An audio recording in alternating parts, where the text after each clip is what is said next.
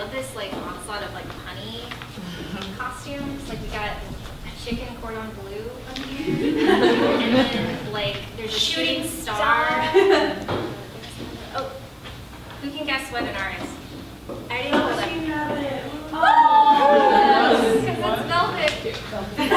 I spent way too much money on this dress, you guys, so I had to make it work for this holiday. So, What are you? the Velveteen Rabbit. Oh, yeah. The saddest story in the world. I have a broom. I forgot it. It's in the back. But I'm Kiki from Kiki's Delivery Service. And she's got a black cat. My Gigi is in the audience. You'll see it. So now we've are really cheesy, and this is off to a great start. This is my favorite holiday, if you can tell. And I'm really excited. We never know if anyone will dress up. We're happy. We do have prizes. There will be a costume contest giveaway at the end of the evening. But first, we're going to get through our readers, who we're all super excited about. We have an open mic first. If this is your first time at Ice Cream Social, we do an open mic first, and then our featured readers. So we'll start our open mic. Yay! Let's do it. Our first reader is Kathy Reeves. Woo!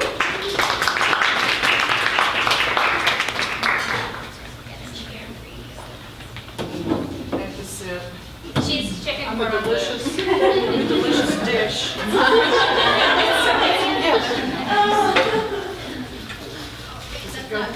doesn't go down.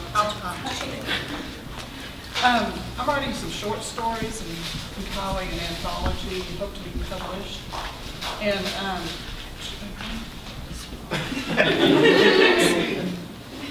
my husband over here is the retired brawny guy on the front of the brawny. And I think we're the oldest people here too.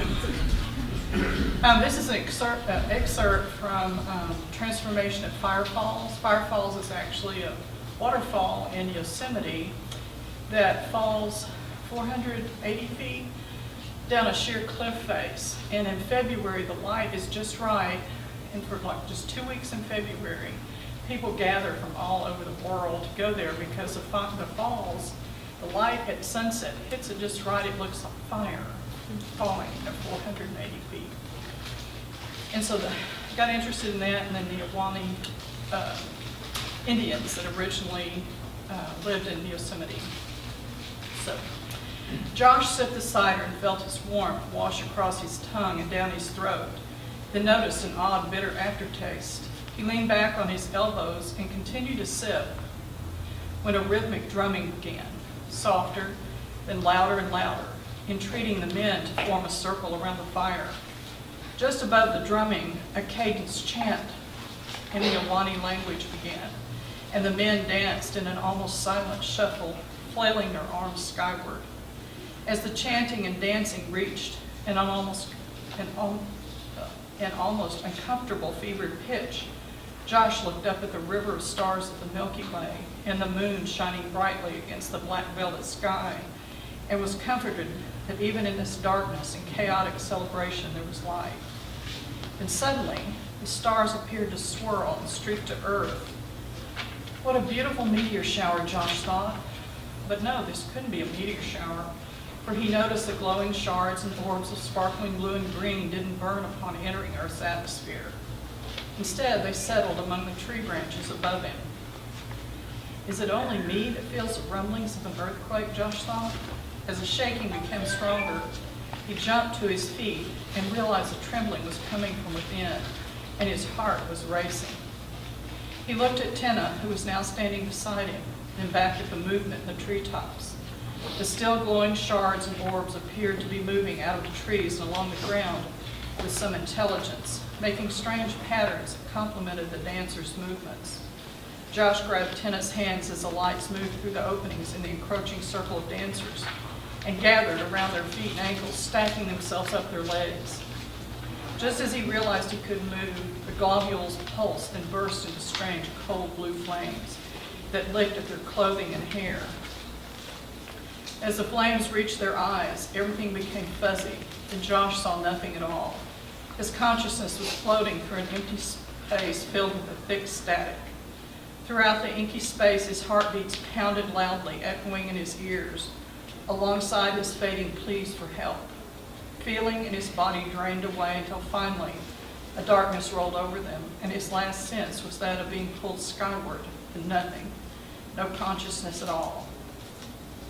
A bolt of brightness and a shock that stung like static electricity woke him.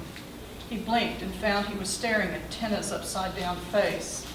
They lay naked in this strange world on a bed of soft grass, curled around one another as in a yin-yang position.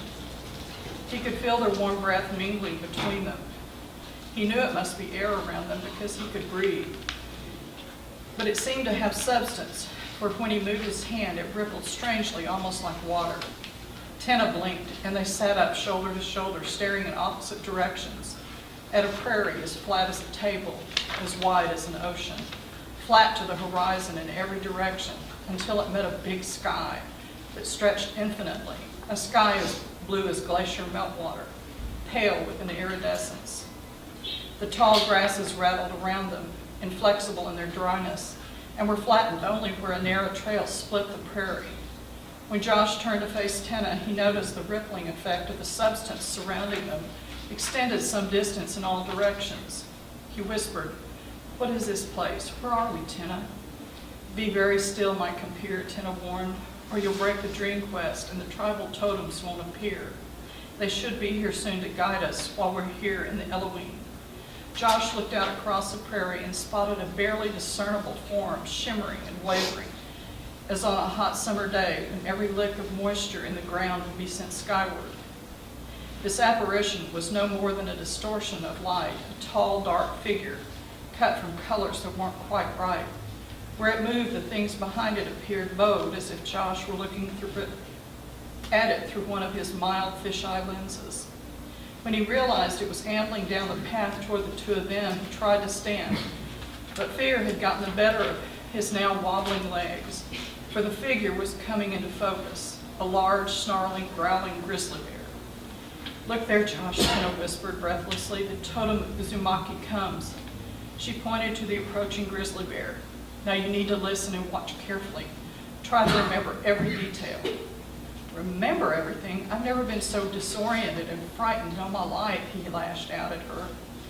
Before he could utter another word, the bear was upon them, rearing up, bearing long, sharp claws with its mouth agape, revealing deadly knife-edged teeth perfect for piercing flesh. Josh locked eyes with the beast and noticed there was something off about this bear. It had one ocean blue eye on the left and a blood-red dead eye on the right. Before the hulking beast could strike, it was momentarily distracted by the whizzing of an arrow across the sky that pierced the ground between its feet. Josh's attention was drawn to the small, quivering leather pouch that hung from its shaft. It appeared to him that something inside was trying to escape. Again, the bear returned to its aggressive posturing and growling, and just as it raised a paw as big as Josh's head, the small pouch burst open, and hundreds of butterflies covered in tawny orange and black flitted out and circled around the beast's head. Tina squeezed Josh's hand and pointed. "Look, Josh, how that one is so much larger than the others." He looked up and was face to face with a spectacularly large butterfly, the beating of its wings pulsing in his ears.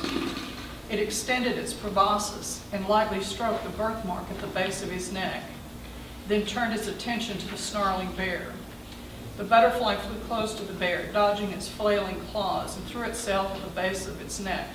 It held tight while the bear thrashed about. When the butterfly pressed its wings against the bear's throat, Josh was struck by a burning sensation at the side of his birthmark, and the bear went limp, falling onto all four paws. As it leaned close to his face, Josh was mesmerized by the transformation before him.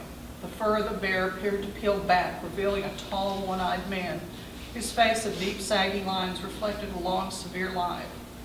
This face, smeared with reddish mud, was framed by long, dark hair secured tightly by leather laces strung with brightly colored beads. The figure now standing before him was half man, half bear. It reached down, pulled the arrow from the ground, brandished it in the air, then with a loud, whooping cry, it lightly pierced Josh's forehead. He felt a trickle of blood run down the bridge of his nose when a single red droplet hit the ground with a thunderous boom. A bolt of energy ran through Josh's body, and he and Tina fell to their knees, her hand trembling in his. With the arrow still piercing his head, he hung suspended in an eerie dark in-between, with a flood of almost incomprehensible thoughts racing through his mind. The wounded mountains bleed fire. The gods cried tears like stars falling from the sky. Day will forever sleep in Yosemite. All Awani must take flight, like the butterfly to its winter grounds. The lone one with the monarch will lead. Josh gasped for air, and it stuttered in his lungs before he let it go. He felt a strange tension drain from his body. He blinked and tried to shield his eyes from the bright beams of sunlight streaming through the slits in the low ceiling above him. The brightness seemed to burn through to the pounding hammer in his head. He tried to focus on the face leaning over him. Tina's face, again upside down, came into view. Her soft dark hair breezed across his eyes when she reached for something. He realized then his head was nestled in her crossed legs, and he was back from that bear dream or hallucination or whatever that was. He heard muffled voices above the ringing in his ears and barely discerned Tina speaking to her mother seated nearby. "Mother, did you get all that?" He spoke the sacred words. "Yes, I got it. Now we need to carefully interpret it." She responded and gently stroked Josh's forehead with a damp cloth. "He's been through quite a difficult journey and he's come back to us now." "Yes, he has," Tina remarked, "and I told you I knew he was the one. Look here, Mother." She pulled back the blanket covering him. His birthmark now glows with a tawny bright orange and black patterns of the monarch butterfly. "Yes, my daughter, we can now dare to hope."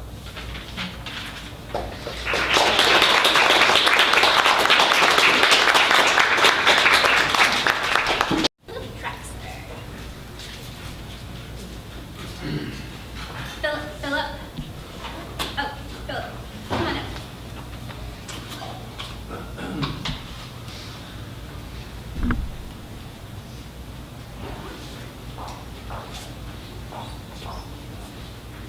Hi, folks.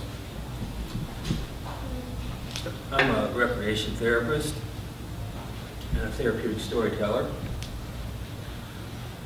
And I'm taking a class right now about storytelling as therapy. So we got to talking about how, for centuries, fairy tales dealt with subjects that people did not talk about in polite society. Suicide, incest, rape, murder, all kinds of subjects. Now, I'm not talking about these sanitized, pablumized, Disney-fied fairy tales today. I'm talking about the real ones, the original ones, like the Brothers Grimm. For instance, if you can see that very malevolent-looking bird on the front cover, that's from a story called The Tale of the Juniper Tree, and the subject of that story is infanticide and cannibalism. And 200 years ago, they thought those were fit for children. Well, I don't quite agree with that, but in any case, these things dealt with serious topics. So, we were talking about this in that class the other day, and the instructor finished by saying, well, we haven't made a lot of progress on some of these things yet. And one of the things we talked about was sexual abuse and harassment. And I had to stop him and say, you know what? I've been around a while. I'm older than you are, sir, and I have to disagree with you. We haven't made a lot of progress in a lot of things, but that's one that we have made some progress in. I don't remember, what is it they call this movement here that's been going around about the women speaking up? What's it called? We have a story or something like that. Hashtag, I can't keep up with these hashtags. Me Huh? too. Me too? Me too. And I illustrated that fact to him by the fact that I went to Book People the other night for a book signing. It was by an author some of you may know, Joyce Maynard. Well, then that shows that I must be just about the oldest person in the building. If you're my age, you know that name. First, you know her from when she hit the literary scene like a comet in the early 70s. She was 18 years old, and she just took the whole literary world by storm. Everybody knew the name Joyce Maynard. She was in all of the literary magazines, and she wrote a big piece that got picked up by, oh, I can't remember, Parade. Back then, everyone read Parade. Parade came in your Sunday magazine, your Sunday newspaper. Everyone read it. She wrote a big piece. Everybody knew that name. She just shot onto everybody's consciousness literarily. Well, J.D. Salinger read her work, and he was real impressed. And he had recently gotten divorced from his wife, and he asked her to come see him, and she went and saw him, and they started an affair. And he was so enamored of her that he wanted her to quit college. She was 18 years old. Quit college at Yale and come live with him. And she thought about it. She did live with him for a few months. But eventually she realized, you know, it's great being with this great writer, but I gotta live my life. And eventually she went back to school. And she's gone on to be a very fine writer. She's written dozens of books of fiction and nonfiction. She was there at Book People the other night to release her second memoir, which is entitled The Best of Us. And it's a memoir about how a couple of years ago she went on Match.com and actually met the love of her life. And then, unfortunately, less than a year after they got married, he got pancreatic cancer. And so it's about their journey together, living through this 19 months, and then he died. So that was her second memoir. But the first memoir that she wrote in her career was in 1998, when she was 35 years old. And in that memoir, what she dealt with was her relationship with J.D. Salinger. And the reason I mention this is that she was vilified for writing that memoir. People said, "How dare you write about a literary icon like that? Make him look like a dirty old man. Make him look like a selfish old man. You can't do that to a literary icon. You can't say things like that about J.D. Salinger." She was ravaged by the press. That was 1998. That was 19 years ago. And believe you me, I'm old enough to remember when that happened to her. And believe me, that's not an isolated case. That's what happened to women when they stood up and talked about powerful and influential men in those days.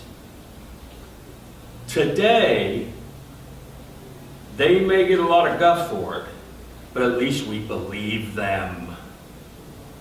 At least some of these bastards are having to pay multi-million-dollar suits sometimes out.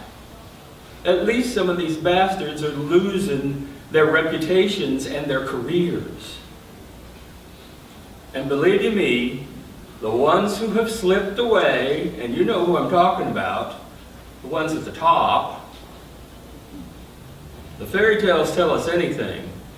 They tell us that some combination of the human, the divine, and the natural will catch up with them in the end. Thank you. For a nice open mic, I will jump of time for everyone. Our next reader is Brennan Utley.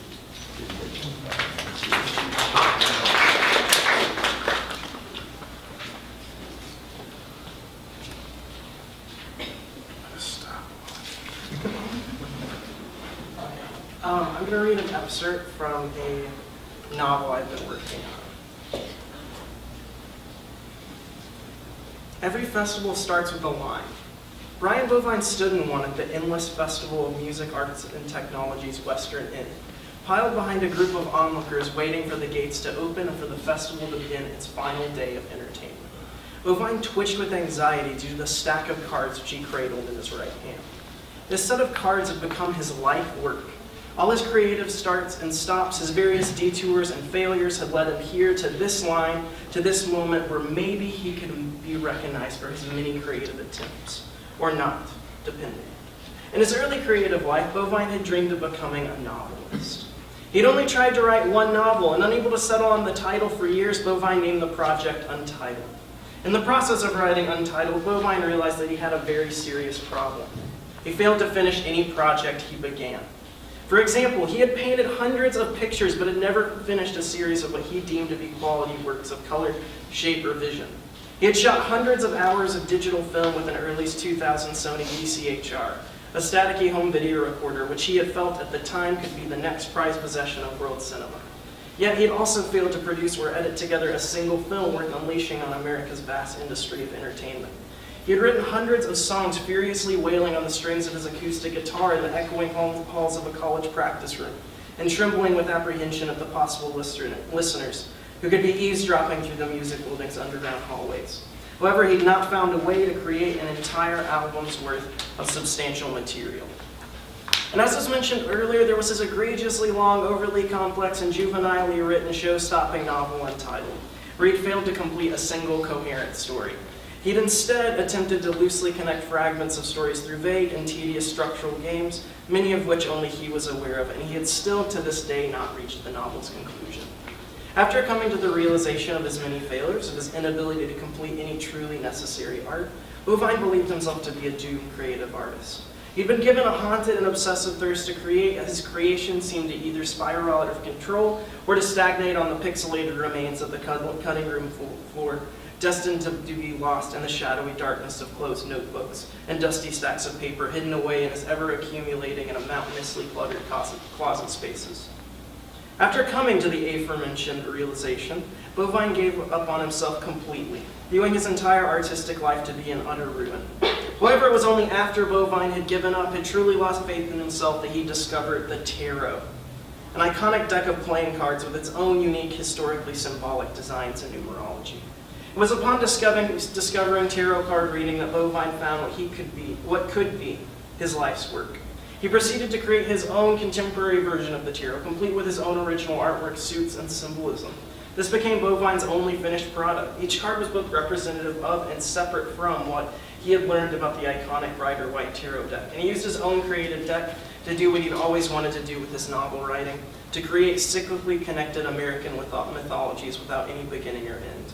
And he felt within his deck, which he had given the pretentious title of The Endless Nature of the American Myth, he had finally completed something of value. And this, waiting in line, was his opportunity to achieve greatness, however minuscule. See, Bovine said, holding out the stack of cards to a neon-framed sunglasses, wearing an olive-skinned 20-something with a baseball cap and tie-dye tank top. I don't believe in reading your future. Anyone who believes that has a fundamentally flawed view of time. I have discovered through making this deck that to read anything, whether it be the past, present, or future, is to just construct a narrative. All narratives exist somewhere beyond time. Don't you agree? The tank top wearing dark-haired olive-skinned 20-something's eyebrows curled. I guess so.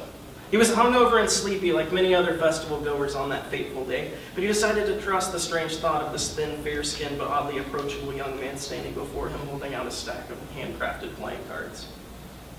I will not be reading your future today. I'll instead be reading you a possible narrative of your life, one that is both random and structured, that is both directly specific and endlessly symbolic, much like the tarot itself. Would you like me to read you that narrative? Well, sure, the young festival goer responded, staggering backwards, aghast at the sudden but undeniable connection between them. Pick 3, Bovine muttered, nodding his head with a slight twist of nervousness. One for your past, present, and future. The 20-something's decision was instinctual, but Bovine didn't mind this. He viewed quick decisions of this kind regarding the tarot to be the sign of a stable and collected mind, primed and ready for a reading. Bovine flipped out each of his choices one by one. The ace of history, the 5 of politics, the 5 of language. The cards were brightly painted, and their images, like all tarot decks, held a deep and resounding power that the 20-something could have since. The ace of history, the card representing the 20-something's possible narrative past, had on it an iconic representation of Arnold Schwarzenegger early in his career, flexing his muscles for an early photographer.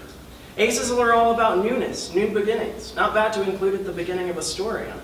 Bovine smiled. And isn't Arnold perfect for this? A foreigner coming to a new land, finding success beyond what he even imagined possible for himself.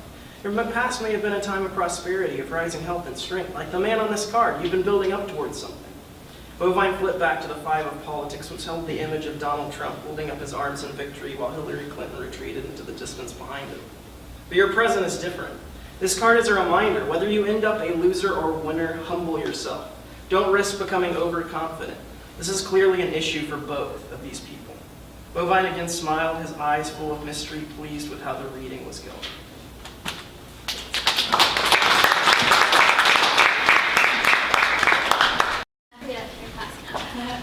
Up next, we've got Casey. Don't forget that Casey. Hi, Casey. Come on up. Thank you.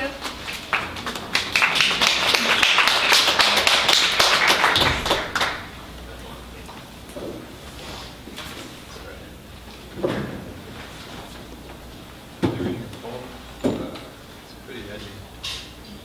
I don't know if you're into that stuff, but... All right. The poem's name is The Swan Song of Proof Rock Peter R. This is the epigraph. In my back from time to time I hear my ill spirit sob in each blood cell. And myself am hell, nobody's here. So ben Yahos attempts the Lord. This is part 1. I've seen the ineffable, infinite, returned from light's kinetic sequence, ate my microwave plate of breakfast, and streamed Janus Films classics from the Criterion collection. I watched light grains alight to darkness, drift downwards, channeled in liquid crystal, glassed, where in plastics, sandforms, houses, collect, departing. I've seen the luminant televised images pixelated too into a static silence. What action is after this? What words to speak or to be stayed, unspoken, were incorporated within that envelopment, which encloses round and represses all therein, compositioned as our well-meant letters left, sealed, and sent. So, how do I proceed from this? And proceed from what procession? For I am not Zechariah, don't await silent sanctic promises, nor am I John the Baptist. Can't announce this is the one about whom I said, I'm neither Lazarus, have arrived either to tell death or resurrection. No, but as my Father was, I am impotent. Angels don't deign descent to us. Because what praxis is exit, what enactments eventuated, when prosperous deeds propagate their opposites, are pre-repealed before intents actualized, forever our acts signed, erased, revision. For yet I remember such acts, executions, enacted in past economic system, when high stocks fell from time's ordinate influence, one and then another dropped to vivid negative, then multitudes suicides from financial crisis, fortune's losages, fell from the bridge's speechless caravan, repelled from wind into a windless darkness, in a closed room dimming visages passed, lightly unto silent static. What's the usage of our savings then? My progenitors' ashes sift from hand, down to my own commingled there, firmly piled and our forwards winded, disparate into nascent detritus, inertially heaped, prefigurant in their ends. Hence what profits have we inherited from this interminable retraction?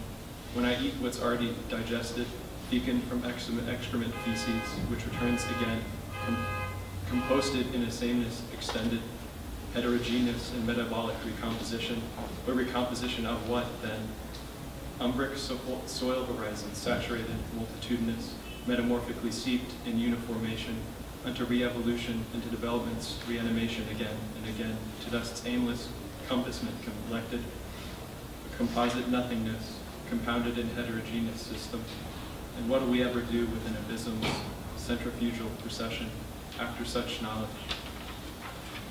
To leave fallow the land, to walk as corpses, phantoms changeless from death's inside of dust storms past, or to beget acts into fruition when season's fruit in the pale grows rotten ingurgitations, roots spawns forth regurgitation, for those to which sustenance was given, could hope it'd keep with knowledge it wouldn't, or to subside into sustainment when all our hopes are accosted with manifold impediments, that faces are flayed in constant sand-water tempests, trying to reach a manifest terminus destined, we arrive again where we began, figured livid inside an obsidian vortex. Part 2.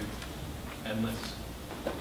Out of the dimness, nothingness encroaches, and annexes its blank omission, akin to when from South's Gulf a maelstrom's issuance closes Corpus Christi, sand castles, houses, all into a dim environ, deposited like how dirty clothes in washers Stygian sit, upon themselves heaped, layered in deposition, to be recycled again as when miscellaneous overclogged ducts floated, diffused, chaotic, in dismembered disembodiment, till refuse is swirled, drained into sinkholes downward, back into obscurity, and, as our fragments shored against time's ruin, reformulated, to be removed, disfigured into a different pattern.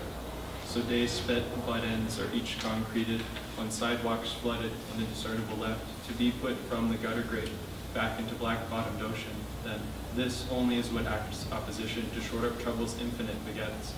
Stillbirths rotten discarded inside street trash bins, unto middens distended compoundment and turd. Then, what response exists to this? What speech that's not shut in? What hand extended which wouldn't only argue its advancement's further detention? Hail, tower of silence, suffused with drained corpse seepages, cursed be the begotten fruit from thy tomb's termless termination.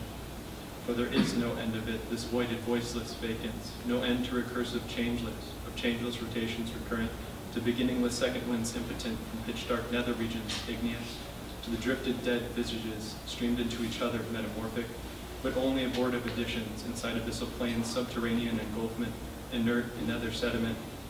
Part 3. Negated. So I'll just sit here, still, reference new past news, particular recurrences, and of course, of the current events, prevalent at Starbucks in periodical conversation, in passing with some set of friends, spending out time's tapers as at home, vegetables submerged in preservative stasis. I'll live, subsist, to go out, to voyage, to pick up hydrocodone prescriptions, coal ingredients into recycled grocery bags, at eventide make nightcaps, drug concoctions, true apothecaries, quick sedatement.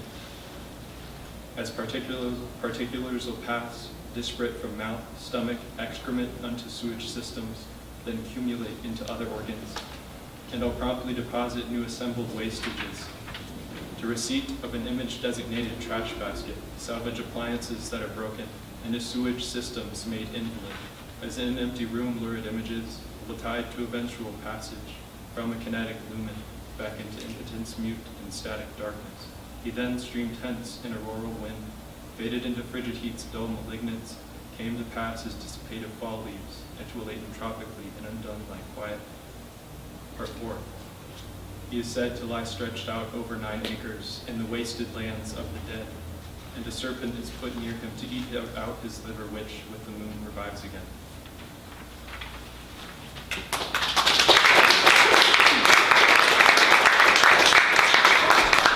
Thank you so much, Kirsten. You all would not believe that Kirsten read for the very first time like 2 weeks ago. And I invited her to join us here, so isn't that insane? Thank you so much. Up next, we have another amazing ice cream socialist, the ultimate ice cream socialist, Allyson Whipple.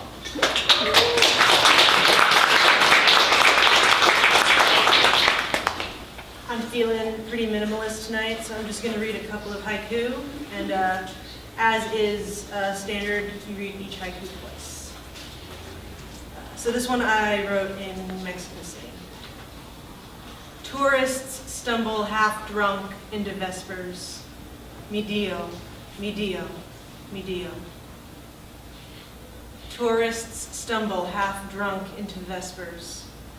Mi Dio, mi Dio, mi Dio.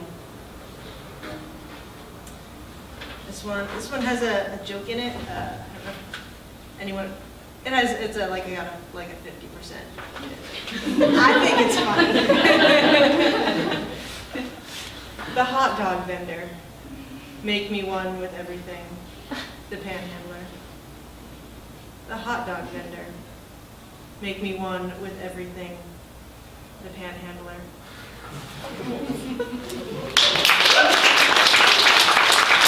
Thank you, Indiana. Up next, we have another ice cream social regular, Jenny Keto.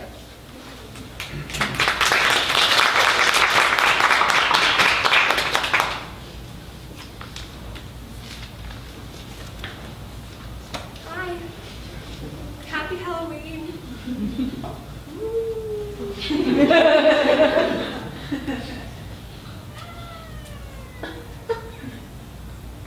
So I'm going to be reading a prose poem that's in draft. It's called After This End. I kept knocking my backpack against the locked glass because Mother could never hear my hands asking. I kept knocking, careless of my favorite thing I brought to school that day for show and tell. I kept knocking until it broke my palm-sized world, once glass encased on display, then cracked, splayed broken. And still, I kept knocking. It was my world to shake with God hands clasped around it, make the elements tremble, and as if in some trance, watch the weather settle to the speed of taffy stretching from my sweet teeth. It was my world, now flat, wet on the floor, choking on air. I didn't have the year's foresight collected then to know that knocking two of the same matter together will break one or the other. I didn't notice the breaking point, just the aftermath. And the act never can choose to save what matters. As if an inanimate object could wet her pants, my backpack bled liquid glimmer, what polished sheen held a second before. Left shattered, each piece of glass jangled jagged in my bag. Mother told me never to pick up what is broken or risk blood. But still, I unzipped and sift sharps for my talisman. A mermaid riding a seahorse silent, washed up on damp canvas shores. I imagined that after this end, the mermaid left lost, worldless, could crawl out of my clasped girl hand. Now full grown, with woman feet to saddle and ride, she packs sand with every gallop along the coastline in the opposite of direction. Her hair, once coiled rings wound tight on itself, now lets the wind break each strand free to sing. The way a maiden's mane would stream behind her kinetic spree. I imagine her every time I nervously tuck a loose lock of hair behind my ear and listen for her melody. Airbrushed with sea salt, mad with glee.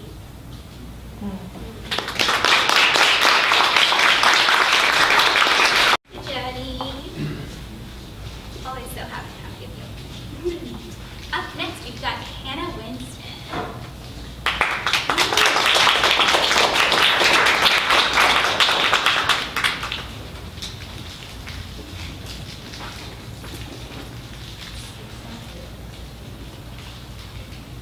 Okay, I'm going to do a couple short poems today. Here's the girl, had an endless whirl of summer, thoughts slapping against asphalt boundlessly. All whiskey, laughter, pushing bodies and frantic heat, heartwood snapping in bonfire, trying to find her place in the ceaseless city. The girl who finds her hands wandering across the hip bones of a stranger stumbles toward the after party on the corner of Southside Hipster Paradise, feet shuffling to Otis Redding across green-shag carpet in an art studio, wearing sunglasses and her lucky red shoes. Who kisses women in bolo ties under red paper lanterns, whispering that she tastes like honey on the edge of a knife, loves slipping down the slope of her neck to her shoulder, but somehow it makes her feel bolder when she turns to walk away. Here is the girl who steals a cab at 3 in the morning, crumpling the other passenger against the opposite side, barks the address to the driver, presses temple against glass, catching street light between eyelashes. Who curls up in the shower, still dressed, shivering in the frigid water, sucker-punching sleep until morning, when she can watch phantom bruises bloom orchid in her bed of bones.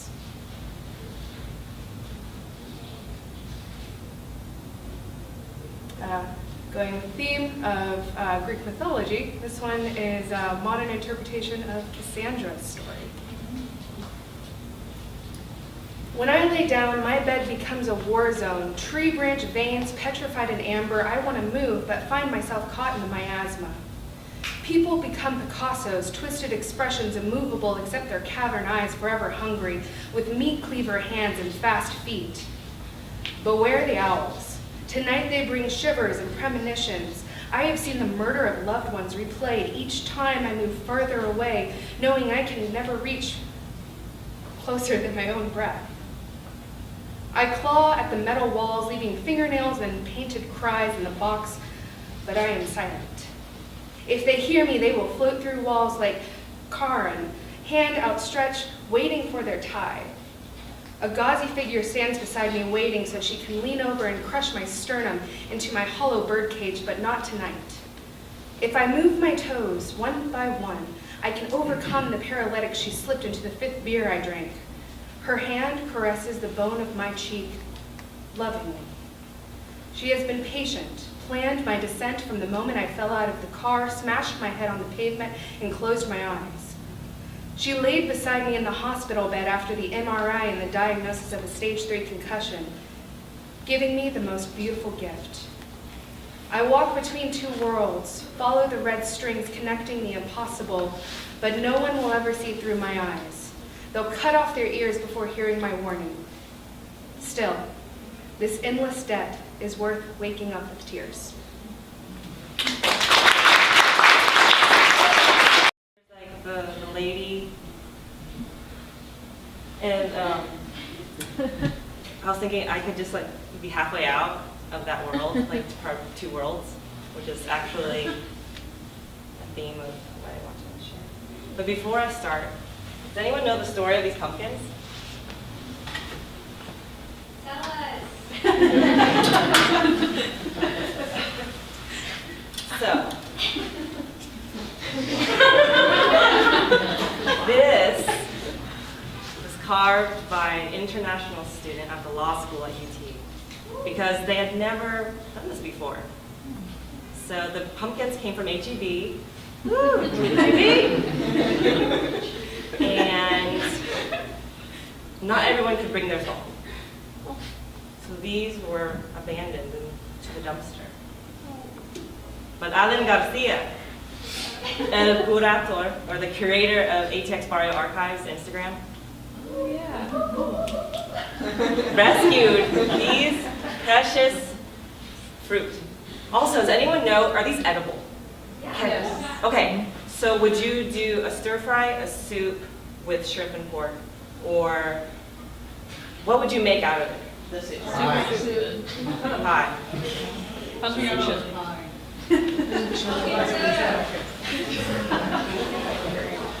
So now you know the story of these wonderful pumpkins. So whenever we're done, I'm going to leave this up here so everyone should take a photo with it if they want to, with your friends in it, you know, and do hashtag whatever you want. Hashtag Puerto Rico, whatever. Get the money. Yes. Get the money. So I wanted to share something bilingual because I don't get to speak Vietnamese very often for some reason.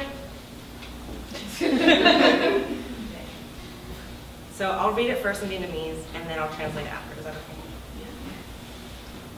Hôm nay nhớ anh muốn viết bài thơ cho anh, phải viết cho một mình trước, phải thương cho một mình trước, sau đó được viết cho người khác nha, sau đó được thương cho người khác. Phải dành tiền xu, đồng bạc,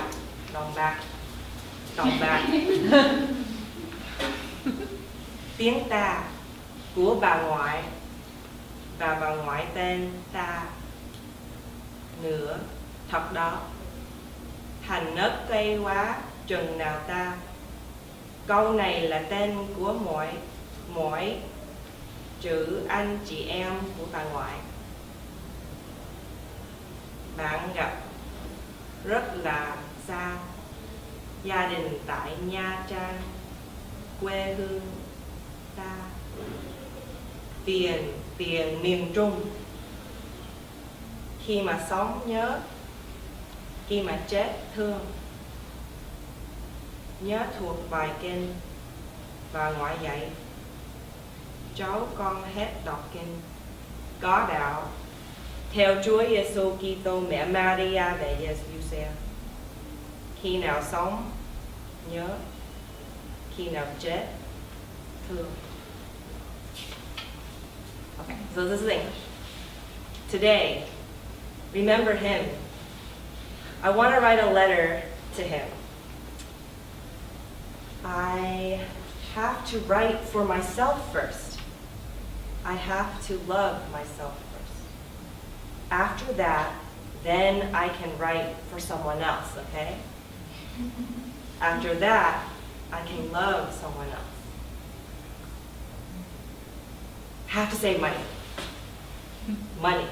Dollars. Dong bạc. How is this? So if you learn any Vietnamese today, dong bạc. Dong bạc. Like money. Peso.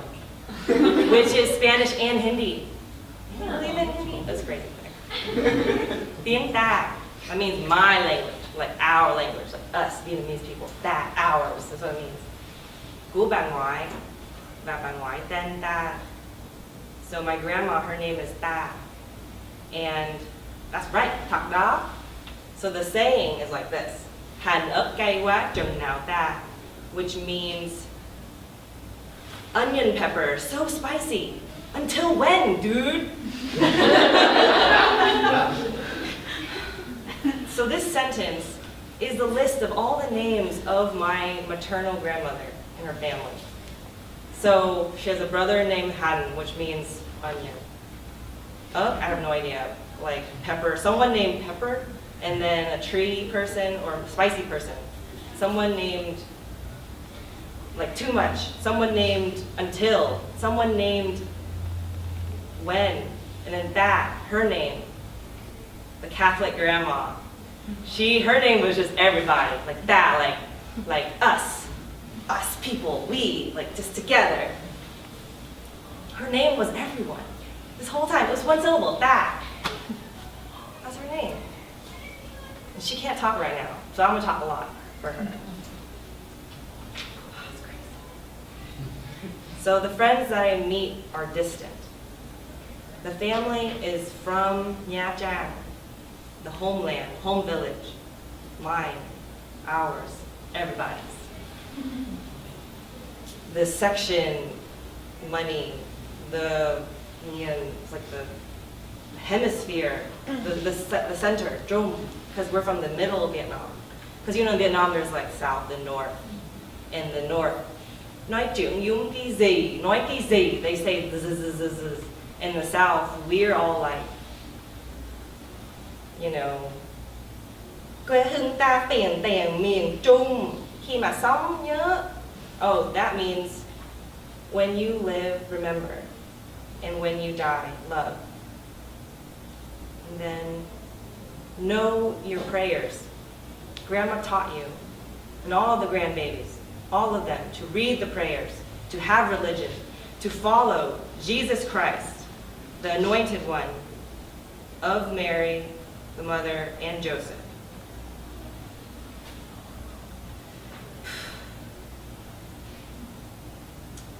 So when you live, remember. And when you die, love.